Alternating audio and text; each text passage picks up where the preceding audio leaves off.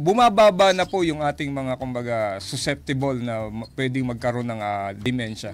Ano-ano po ba yung mga early signs o symptoms nito para ma-detect natin agad at ma-address natin agad? Yes po.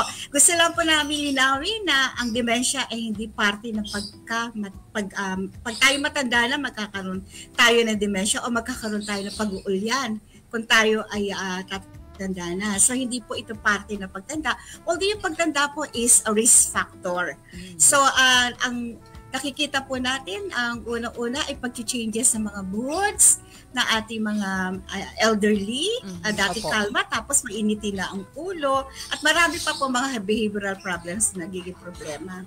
So yung din po pagiging makakalimutin. Okay, doon po sa ating pasyente na may Alzheimer's, usually, maganda po ang recollection nila na nangyari nung panahon ng araw. Pag kinagkwento mo sila, kaya nila ikwento ko ano ang nangyari nung araw. Pero pag tinanong mo po yung recent memory natin, kung ano kinain kahapon, saan nagpunta ng isang araw, sino bumisita, usually po, hindi agad nila yun maaalala. And nagkakaroon din po ng mga disorientation dun sa faces. Lalo po hindi masyadong nakikita ang isang regular na tao, ang kanyang mga pamilya o mga kaibigan. Usually, syempre nakalimutan na nila yung pangalan. And then nagkakaroon din po na disorientation sa time, yung oras, and then disorientation with yung po sa mga lugar. Kaya po meron tayong mga matatanda na nawawala na.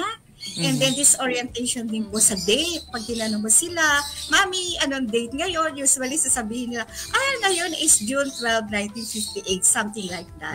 So, ito po yung mga disorient. Pati po sa language, usually may silang gusto sabihin, pero hindi nila ma-express. At yun din po sasabihin ng ibang tao, hindi nila naiintindihan.